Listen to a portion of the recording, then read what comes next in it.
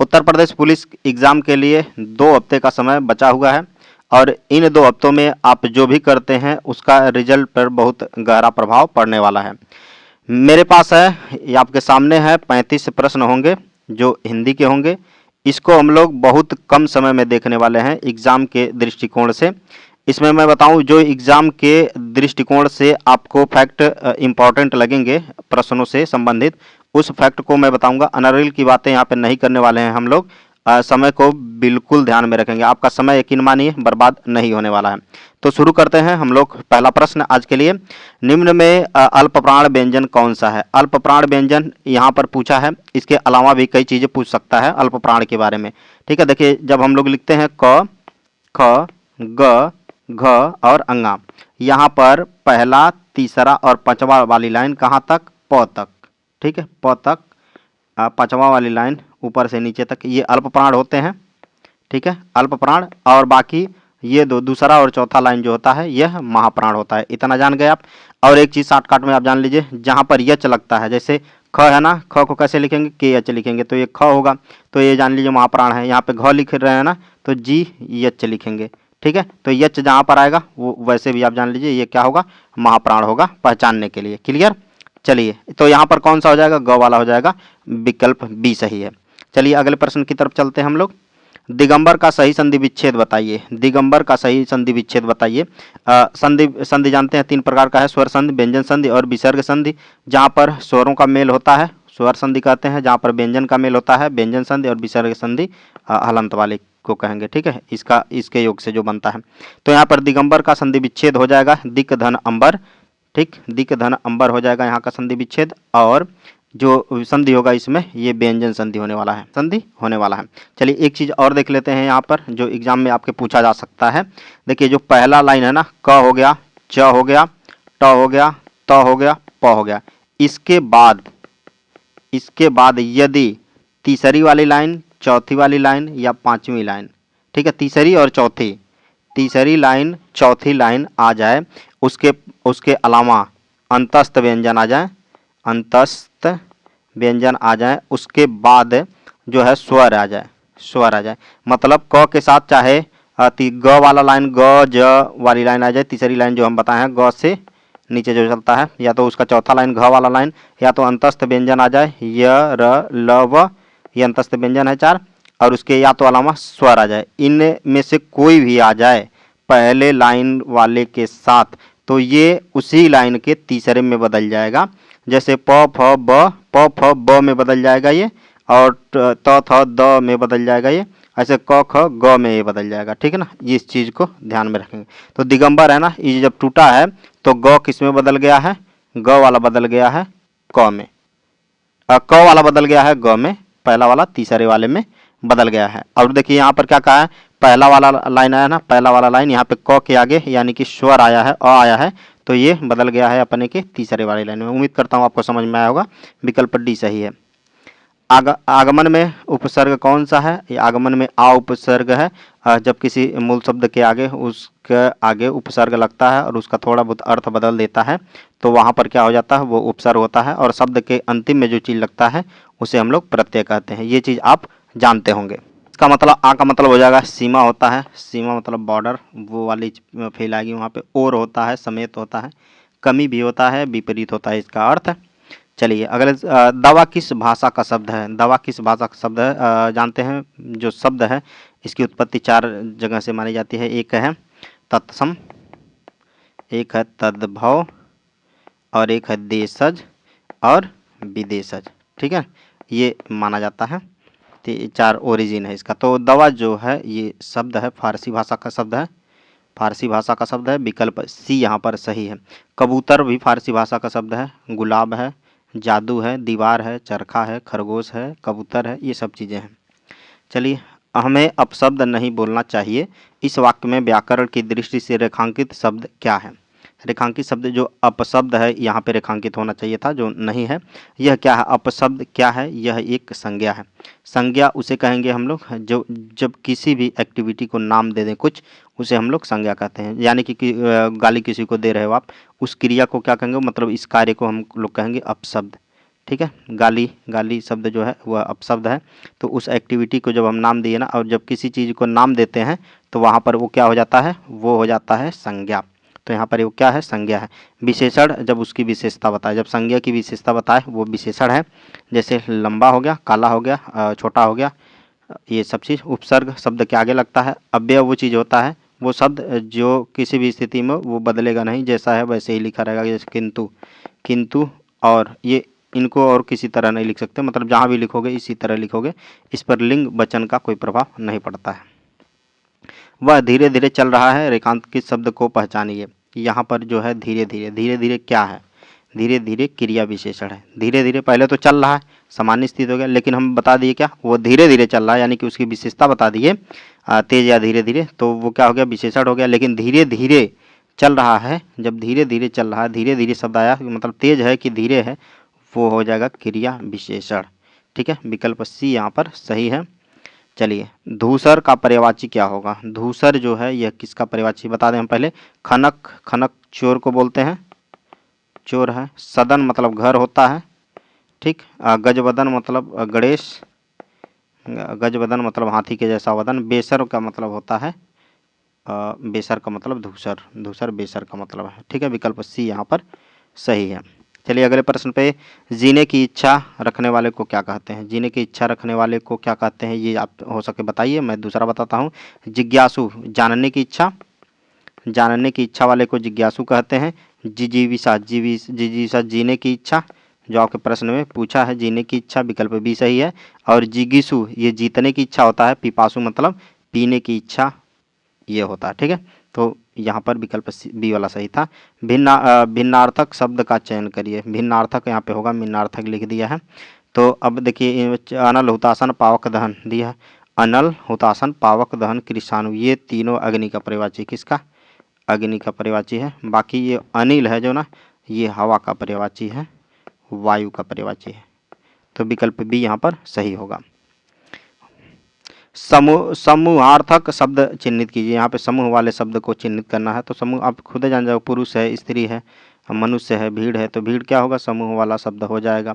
बाकी पुरुष, स्त्री, ये चीज़ें यहाँ से हटा दो। अशोक के फूल निबंध के लेखक कौन है। अशोक के फूल बहुत ही चर्चित निबंध है, वह हजारी प्रसाद द्विवेदी का है। किसका है, हजारी प्रसाद द्विवेदी का है। इनके बहुत से निबंध हैं, अगर जानना चाहो पूछ भी सकता है कोई। जैसे कुटज, कुटज, नाखून क्यों बढ़ते हैं, क्यों बढ़ते हैं। कल्पलता है, कल्पता है, कल्पलता है। और आलोक पर्व है, आलोक पर्व है। बहुत बहुत विचार और विवर्त है, तमाम चीज़ें हैं। तो यहाँ पर ये इतना याद रख सकते हो। बाकी अशोक के फूल ये एग्जाम में पूछा गया है बहुत बार। निम्न में कौन मात्रिक छंद है। मात्रिक छंद यहाँ पर कौन है, दोहा है कि चौपाई है कि रोला है कि क्या है। तो बता दें, ये सभी जो है मात्रिक छंद है। जो दोहा में आप जानते हैं तीन, तीन नहीं भाई, 13 और 11 मात्रा आते हैं, 4 चरण होते हैं इसमें, और कुल 24 मात्रा होता है। पहले में 13 मात्रा, दूसरे में 11 मात्रा, और चौपाई में 16 मात्राएं होते हैं। रोला भी जो है मात्रिक छंद का उदाहरण है। ठीक है, मात्रिक छंद के और उदाहरण है जैसे कुंडलिया, कुंडलिया, छप्पय, गीतिका,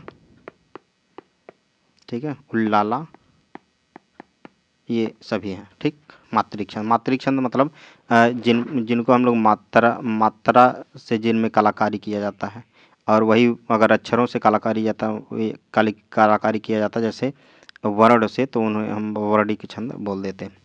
चलिए, यहाँ पे उदित उदयगिरी मंच पर रघुवर बाल पतंग, बिकसे संत सरोज सब, हर से लोचन भृंग। उपर्युक्त पंक्तियों में कौन सा अलंकार है। अलंकार यहाँ पर बताना है।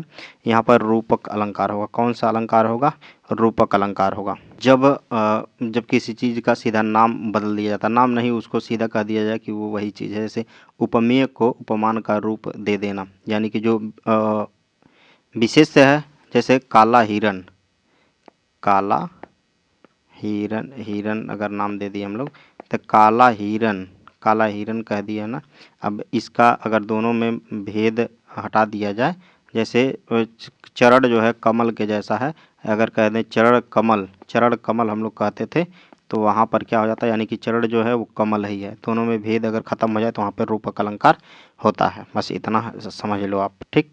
तो यहाँ पर एक सूत्र मैं बताऊँ जो है, उपमेय को उपमान का रूप दे देना, वाचक पद का लोप। जैसे यहाँ पर काला हिरन, काला जैसा हिरन, जैसा पद का लोप अगर हम कर दिए तो ये मतलब वाचक पद का लोप हो गया। और उपमेय का भी साथ साथ वर्ण, उपमेय का साथ साथ वर्णन हो, मतलब काला हिरन दोनों का वर्णन हो, ठीक है। जैसे और क्या था मैं बताया कि वाचक पद का जो है लोप हो जाए, का की के जो ये सब हटा देता है, ठीक है। मेन यहाँ पर था कि इस अलंकार को आप पहचानिए, इस अलंकार को पहचानना था आपको। और आप जान गए यहाँ पे उदयगिरि उदित गिरि मंच पर रघुवर बाल पतंग यहाँ पर देखिए, तो यहाँ पर रूपक अलंकार है। संविधान के किस अनुच्छेद में कहा गया है कि संघ की राजभाषा हिंदी और लिपि देवनागरी होगी? तो वह अनुच्छेद है 343 को कहा गया। और ये कब बातचीत छिड़ा था? 14 सितंबर 1949 को, ठीक है। और भाग नंबर है संविधान के 17 और अनुच्छेद नंबर है 343 1 के अनुसार ये लाइन कहा गया है, संघ की राजभाषा हिंदी और लिपि देवनागरी होगी। क्लियर, इतना जानना जरूरी है। और यण संधि का संबंध किस संधि विशेष से है? यण संधि आप जानते हैं, संधि 3 प्रकार का है, स्वर, व्यंजन और विसर्ग। स्वर संधि 5 प्रकार का होता है, दीर्घ है, वृद्धि है, यण है, गुण है और अयादि है। तो यण संधि जो है स्वर संधि का उदाहरण है। खग का अर्थ नहीं है, खग का अर्थ इनमें से कौन सा नहीं है? बाण है कि पक्षी, आकाश या फिर तारा? बाण और पक्षी, आकाश या तारा, इन चारों में बताना है। तो मैं बता दूं, बाण भी है, पक्षी है, तारा है, खग का ये तीनों अर्थ है। बाकी आकाश जो है खग का अर्थ नहीं है। विकल्प सी यहाँ पर सही है। कौन सही है? विकल्प सी यहाँ पर सही है। चलिए, मुट्ठी गर्म करना मतलब क्या होगा? मुट्ठी गर्म, किसी का मुट्ठी गर्म करो मतलब घूस देना, ठीक है। विकल्प सी यहाँ पर सही है।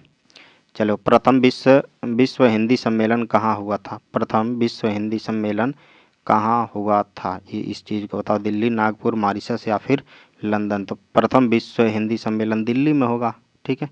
कब हुआ था? 1975 को हुआ था, 1975 को हुआ था। और भारत में, सॉरी दिल्ली में नहीं हुआ था, ये हुआ था नागपुर में। दिल्ली में नहीं, नागपुर में, इस चीज़ को ध्यान दीजिएगा। जल्दी जल्दी हम दिल्ली बता दिए हैं, नागपुर है, 1975 भारत में हुआ था। वर्तिका शब्द का तद्भव रूप क्या होगा? वर्तिका का तद्भव रूप, वर्तिका मतलब बत्ती होता है। विकल्प डी यहाँ पर सही है। इसी तरह एक शब्द है मृतिका, ये मिट्टी का है, ठीक है। और एक है मातृ, माता का, ठीक है ना। तो ये चीज़ ध्यान रखिएगा। कौन सा शब्द विकृत नहीं होता? वो है अव्यय। अव्यय को विकृत नहीं किया जा सकता। अव्यय जैसे और अव्यय है, इसको हटा नहीं सकते आप। अगर जहाँ भी लिखा जाएगा इसी तरह लिखा जाएगा, मगर, किंतु, पर, परंतु, ये सब चीज़ जहाँ लिखा जाएगा उसी तरह लिखा जाएगा। निम्न में अंतस्थ व्यंजन कौन सा है? पहले भी बता चुके हैं, यर, ल, व, ये अंतस्थ व्यंजन है। तो वह यहाँ पर क्या होगा? अंतस्थ व्यंजन होगा। बाकी ग क्या है? अल्प है, ज भी अल्प है, स भी सउष्म व्यंजन है, उष्म व्यंजन है, स। चलिए, सूरसागर किस भाषा की रचना है? ये ब्रज भाषा की रचना है और सूरदास इसके लेखक हैं। तो विकल्प सी यहाँ पर सही होगा। चलिए, जो धन कमाते हों उनमें से थोड़ा अवश्य बचाना चाहिए। जो धन कमाते हैं, जो धन कमाते हों उनमें से थोड़ा अवश्य बचाना चाहिए में वाक्य का प्रकार बताइए, कौन सा वाक्य है इसमें? तो इच्छा है, इच्छा जाहिर कर रहा है। जो धन कमाते हों उनमें से थोड़ा अवश्य बचाना चाहिए, चाहिए है तो यानी कि इच्छा जाहिर कर रहा है। विधिवाचक, विस्मयादिवाचक, कोई डर लग रहा है का? कोई अचानक बड़ा बात हो गया? नहीं। प्रश्नवाचक चिन्ह है? नहीं। प्रश्न पूछा नहीं, तो ये चीज़ यहाँ पर हो गया। चलिए एक अब आपके सामने आएगा, 4 से 5 क्वेश्चन यहाँ से आने वाले हैं। 24 और यहाँ पे 24-25 5 प्रश्न पूछे गए हैं। ये गद्यांश है। अनसीन पैसेज होगा, अनसीन पैसेज यानी कि अपठित गद्यांश। कहीं एक आपको गद्यांश सामने मिल जाएगा और उसी के आधार पर नीचे दिए गए प्रश्नों का उत्तर देना होगा। इसका उत्तर हम लोग लास्ट में देंगे। सबसे पहले अब बाकी के प्रश्न हम लोग कर लेते हैं। 29 नंबर पे चलते हैं, लास्ट में इसको सॉल्व करेंगे हम लोग, ठीक है ना। हाँ, शांत रस का अस्थायी भाव क्या है? शांत रस का अस्थायी भाव निर्वेद है। क्या है? निर्वेद है। रति जो है ये श्रृंगार रस का है, श्रृंगार रस का। शोक जो है ये वियोग का है। अब इसमें अद्भुत का है, ठीक है। ये चारों मिल गए आपको। बोया पेड़ बबूल के आम कहाँ से होए, मतलब जैसा काम करोगे वैसा फल आपको पाओगे, जैसा कर्म करोगे वैसा फल मिलेगा। यहाँ पर क्लियर है, कोई सस्पिशन नहीं है। चलिए भूमि के अंदर की जानकारी रखने वाले को क्या कहते हैं? भूमि के अंदर जानकारी रखने वाले को क्या कहेंगे? भूगर्भवेत्ता, पुरातत्व। भूगर्भवेत्ता कहेंगे, कहाँ आगे जाओगे, सीधा भूगर्भवेत्ता कहेंगे। पुरातत्व मतलब पुरातत्व के बारे में जानकारी जिनको रहती है। पुरातत्व मतलब जैसे मोहनजोदाड़ो के बारे में जो खोद रहे हैं, मोहनजोदाड़ो के बारे में, उसके बारे में जो बहुत ज़्यादा जानता है, पुरानी चीज़ों के बारे में, इतिहास के बारे में, इतिहास के खनन वनन वाली चीज़ से वो पुरातत्ववेत्ता कहेंगे। और नृतत्व शास्त्री भूकंप में आ जाएंगे, ठीक है। तो इनको हटाओ आप, जो चीज़ था यहाँ पे वो क्लियर करो। चलो आगे। निम्न में से कौन सा शब्द अनेकार्थक है? अनेकार्थक है। अनेकार्थक शब्द कौन, यानी कि एक के बहुत सारे अर्थ होंगे, वो कौन सा शब्द है? आपके सामने यहाँ पे प्रश्न है। और बता दें, अंबर, अंबर है अनेकार्थक शब्द। अंबर का कौन सा होता है? जैसे मेघ, मेघ मतलब बादल, पानी देने वाला। उसके बाद आकाश होता है, वस्त्र भी होता है, ठीक है, वस्त्र होता है। तो ये चीज़ें अंबर के अनेकार्थक शब्द हैं। चलिए वसुंधरा का पर्यायवाची शब्द बताइए। वसुंधरा मतलब वसुंधरा क्षिति का पर्यायवाची है। ये क्षिति का पर्यायवाची शब्द है। इसका अन्य और भी होता है, जैसे अवनी होता है, अवनी होता है, और उर्वी होता है, मेदिनी होता है, ईला होता है, धरा भी होता है। ये सब किसके हैं? पृथ्वी के पर्यायवाची हैं। वसुंधरा के हैं, धरती के हैं, क्षिति के हैं। चलिए गड़बड़ घोटाला कौन सा शब्द है? गड़बड़ घोटाला, गड़बड़ घोटाला आप किस में रखेंगे? आप हिंदी में रखेंगे, संस्कृत में रखेंगे, किस में रखेंगे? देशज में, विदेशज में, संकर शब्द में रखेंगे। तो यहाँ पर बताए संकर शब्द रहे हो, गड़बड़ घोटाला मतलब देशज हो जाएगा। क्या हो जाएगा? देशज होगा, ठीक है, देशज शब्द होने वाला है। क्लियर। अब देशज के बारे में बताएं। ऐसे शब्द जिनकी उत्पत्ति का कोई पता ना हो, ठीक है। जैसे गड़बड़ घोटाला हो गया, लोटा हो गया, ये सब चीज़ें हैं। निम्नलिखित पर 4 प्रश्न दिए गए हैं। 4 प्रश्न के आगे 4 विकल्प दिए गए हैं। वाक्य में सही काल वाला विकल्प पहचानिए। यदि मैं समय पर स्टेशन पहुंचता तो मेरी गाड़ी न छूटती। यदि मैं पहुंचता तो मेरी गाड़ी न छूटती, यानी कि गाड़ी क्या हो गई है? छूट गई है। और गाड़ी जब छूट गई है तो क्या करेंगे आप? ये जाएगा भूतकाल में। मैं एक भूतकाल में जाने वाला है ये, भूतकाल में। यानी कि यदि मैं समय पर स्टेशन पहुंचता तो मेरी गाड़ी न छूटती, यानी गाड़ी छूट गई है, तो आप भूतकाल में चले जाएंगे। और जब एक वाक्य दूसरे पे डिपेंड रहता है, यदि मैं ये करता तो होता, तो हेतु मध्य में आएगा। यानी कि मैं बताया था ना, 2 बार आया है हेतु, तो वो चीज़ें विकल्प बी में जाएंगी। मैंने इस पर एक क्लास लिया है, और जाकर उसको आप देख लीजिए। 20-22-25 मिनट का है, आपको पूरा क्लियर हो जाएगा।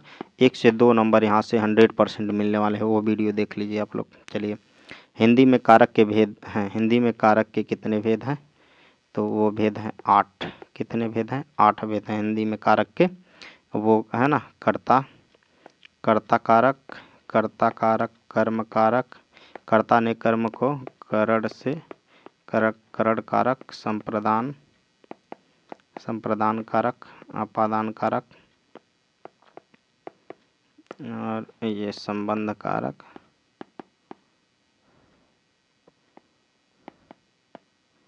और अधिकरण कारक, अधिकरण और संबोधन, ठीक ना। ये 8 हो गया। संस्कृत में 6 कारक माने गए। संस्कृत में कितने माने गए? 6। उसमें संबोधन और संबंध को नहीं लिया जाता। बिहारी हिंदी का विकास किस प्राकृत या अपभ्रंश से माना गया है? बिहारी हिंदी का विकास किस प्राकृत या अपभ्रंश से माना गया है? तो वो है मागधी। मागधी अपभ्रंश से माना गया है। विकल्प यहाँ पर बी वाला सही है। बिहारी हिंदी के अंतर्गत भोजपुरी, मैथिली और मगही बोली जाती है। भोजपुरी, मगही,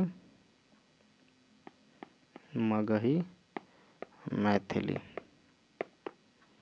इसके अंतर्गत आएगी। ठीक है, तो ये रहे बिहारी हिंदी का विकास किससे हुआ है।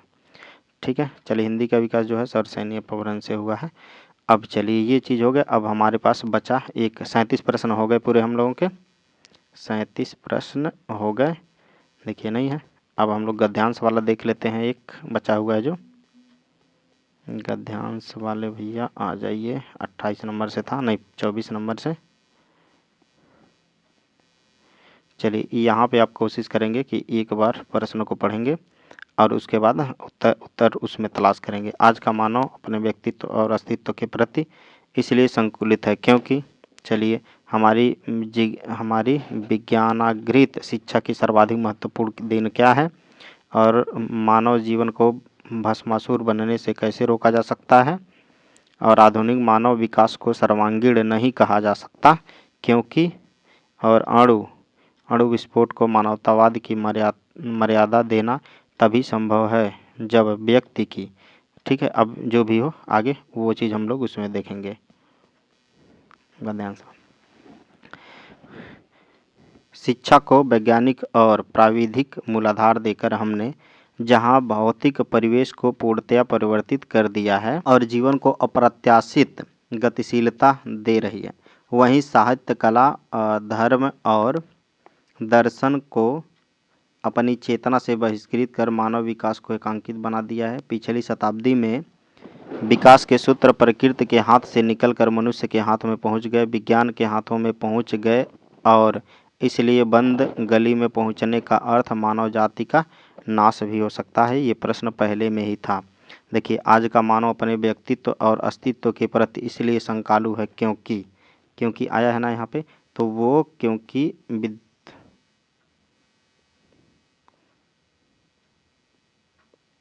मानव जाति का नाश हो सकता है। चलिए आगे देखते हैं क्या। इसलिए नैतिक और आध्यात्मिक मूल्यों को साथ साथ विकसित करने की आवश्यकता है जिससे विज्ञान हमारे भस्मासुर का हाथ न बन जाए। व्यक्ति की क्षुद्रता यदि राष्ट्र की क्षुद्रता बन जाए तो विज्ञान भस्मासुर बन जाता है। विज्ञान क्या बन जाता है? भस्मासुर बन जाता है, और को प्रत्येक क्षण सामने रखकर अणु विस्फोट को मानव प्रेम और लोकहित की मर्यादा दे सकेंगे। अपरिसीम भौतिक शक्तियों का स्वामी मानव आज अपने व्यक्तित्व के प्रति आस्थावान नहीं और प्रत्येक क्षण अपने अस्तित्व के संबंध में शंकाग्रस्त रहता है। चलिए पहला, आज का मानव अपने व्यक्तित्व और अस्तित्व के प्रति क्यों शंकालु रहता है? तो मानव ईश्वर के प्रति अनास्था, ईश्वर का कोई मतलब नहीं है। वह सीमित भौतिक शक्तियों का स्वामी है, ये भी नहीं है। और वह विज्ञान की विध्वंसक शक्तियों से भयभीत है, ये हो सकता है। उसका आत्मविश्वास लुप्त हो रहा है, कोई बात नहीं है उसमें। मतलब बिना अर्थ के ये तीनों लाइनें थी, बिना कोई मतलब के। हमारी विज्ञानागृत शिक्षा की सर्वाधिक महत्वपूर्ण देन क्या है? तो जीवन का अपरिसीम भौतिक विकास, या फिर जीवन का सर्वांगीण विकास, जीवन का एकांकी विकास, गतिशील जीवन का प्रत्यावर्तन। इसमें से क्या होगा? तो बताएं, जीवन का अपरिसीमित भौतिक विकास सबसे महत्वपूर्ण देन है विज्ञानागृत शिक्षा का। जीवन का सर्वांगीण विकास कैसे हो सकता है? ये सर्वांगीण विकास नहीं हो सकता ना इससे। जीवन का एकांकी विकास भी नहीं है। गतिशील जीवन का इसका कोई मतलब नहीं है। मानव जीवन को भस्मासुर बनने से कैसे रोका जा सकता है? कैसे रोका जा सकता है भस्मासुर बनने से? भौतिक जीवन मूल्यों का निर्धारण करके, नैतिक आत्मिक मूल्यों को विकसित करके, और प्रकृति जगत का पूर्ण स्वामित्व प्राप्त करके, मानव सभ्यता का विनाश करके नैतिक आत्मिक मूल्यों को विकसित करके। आप जब उसको पढ़ेंगे तब आप समझ जाएंगे वो क्या कह रहा है। एक दो बार पढ़िएगा कम से कम पैरा को। आधुनिक मानव विकास को सर्वांगीण नहीं कहा जा सकता, क्योंकि क्यों नहीं कहा जा सकता? क्योंकि विकास के सूत्र मानव के हाथ में है नहीं, है भी नहीं भी है, पूरी तरह नहीं है। चलिए, और पैराग्राफ में जो कहा रहेगा उसी को लेकर चलेंगे, आगे बढ़ते हैं। भौतिक परिवेश पूर्णतः परिवर्तित हो गया है, पूर्णतः नहीं परिवर्तित है। और साहित्यिक धर्म कला आदि मानव चेतना से निर्वासित हैं। आधुनिक मानव विकास सर्वांगीण नहीं कहा जा सकता। साहित्य धर्म कला आदि मानव चेतना से निर्वासित हैं, ठीक है। और जीवन में आशातीत गतिशीलता का समावेश नहीं हुआ है। यहाँ पर कौन सा सही होगा? देखिए, आशातीत गतिशीलता का समावेश नहीं हुआ है, ये नहीं होगा, पहला नहीं होगा। भौतिक परिवेश पूर्णतः परिवर्तित हो गया, ये नहीं होगा। साहित्य धर्म कला आदि मानव चेतना से निर्वासित हैं और आधुनिक मानव विकास को सर्वांगीण नहीं कहा जा सकता। क्यों? क्योंकि ये साहित्य धर्म कला आदि मानव चेतना से निर्वासित है। चेतना बदलते जा रहा है, साहित्य भी बदलते जा रहा है, ठीक है। इस चीज़ पे लास्ट, अणु विस्फोट को मानवतावाद की मर्यादा देना तभी संभव है जब व्यक्ति की शुद्धता को राष्ट्र की शुद्धता न बनने दिया जाए। शुद्धता जब राष्ट्र की शुद्धता बन जाए, जब अशुद्धता भावनाओं का उन्नयन हो, उदात्त भावनाओं को विकसित किया जाए। यहाँ पर क्या सही हो सकता? शुद्धता को राष्ट्र की शुद्धता न बनने दिया जाए। यहाँ पर का अणु विस्फोट को मानवतावाद की मर्यादा तभी संभव है जब शुद्धता को राष्ट्र की शुद्धता न बनने दिया जाए। ये रहे आपके 37 प्रश्न, ठीक है। उम्मीद करता हूँ आपको पसंद आया होगा। समय बिल्कुल आपका नहीं लेंगे हम लोग, ठीक। आपको क्यूट करना है तो अभी कर दीजिए, समय बिल्कुल आपका नहीं लेंगे। और यहाँ पर मेन चीज़ मैं बता रहा हूँ कि मेन चीज़ होने वाला है इस प्रश्न से वैसे तथ्य हम बताएंगे जो आपके एग्ज़ाम से बेहद इम्पॉर्टेंट हैं, जिनकी प्रबल संभावना है। और मैं अपना एग्ज़ाम निकाल कर और बच्चों को बताया भी हूँ, पढ़ाया भी हूँ, तो वहाँ से अपने एक्सपीरियंस से बता रहा हूँ कि मैं जो चीज़ बता रहा हूँ ये आपके एग्ज़ाम के लिए बेहद इम्पॉर्टेंट होने वाला है, ये तरीका। बाकी जहाँ पर आपको गलती लग रहा है वो आप तुरंत जाइए और उस लेसन को पूरा पढ़ डालिए, ठीक है ना। तो इस वीडियो के लिए इतना ही, मिलते हैं अगले वीडियो में। उम्मीद करता हूँ आपको पसंद आया होगा और पसंद आएगा भी, ठीक है। चलिए मिलते हैं अगले वीडियो में। Thank you for listening and God bless you all.